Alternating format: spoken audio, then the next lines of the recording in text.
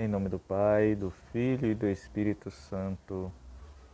Caríssimos irmãos, estamos aqui para fazer uma meditação acerca das leituras do sexto domingo do tempo comum, na qual a gente vai utilizar para poder nortear os ciclos bíblicos de nossas comunidades. Sempre desde a primeira leitura, a segunda leitura e ao Evangelho, sempre observamos que para nós sempre há dois caminhos. E o autor sagrado, ele nos mostra o caminho na qual podemos confiar em Deus, né? E é o caminho que devemos percorrer para assim obter a verdadeira alegria. Por outro lado, o autor sagrado nos adverte sobre os perigos de não confiar em Deus, de caminhar fora da sua orientação, de caminhar fora da palavra de Deus, fora da igreja, fora da vida em comunidade. Então, observamos também que o núcleo da nossa fé é o Cristo ressuscitado. Então devemos estar conscientes daquilo que acreditamos e em quem acreditamos. E acreditamos na salvação, acreditamos em Cristo, nosso Senhor. A leitura do Evangelho, ela nos traz uma cena muito bonita. Ela inicia justamente com Jesus Cristo descendo a montanha.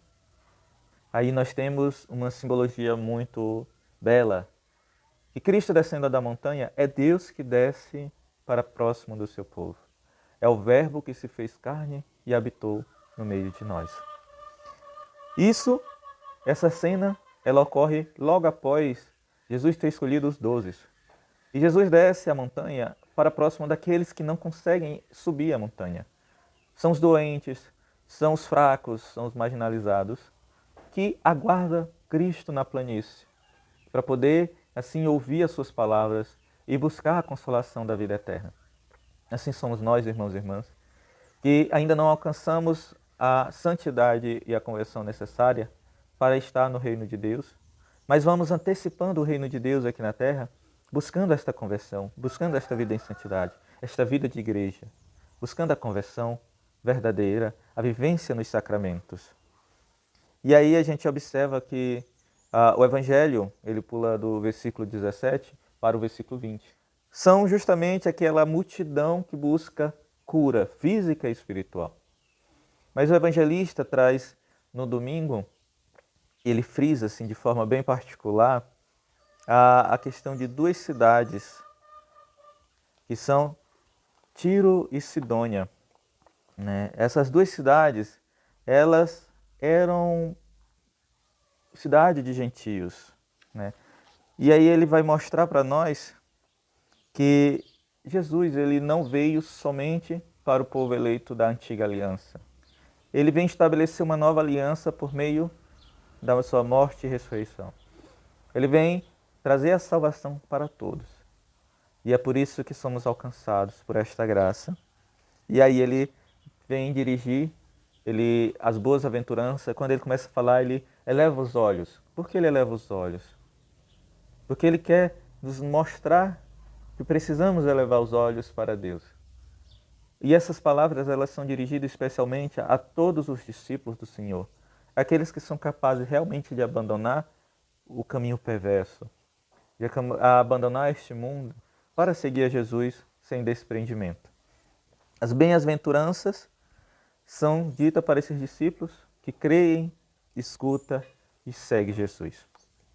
Caminhando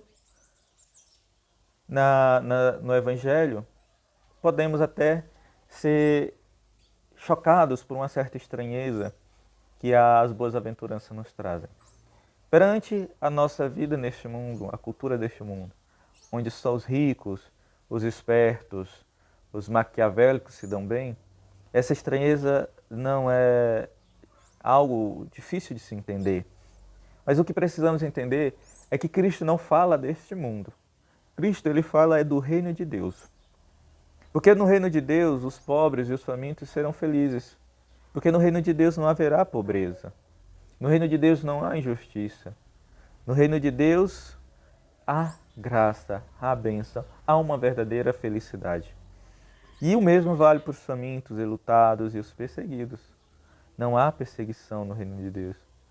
Lá é um reino de vida eterna.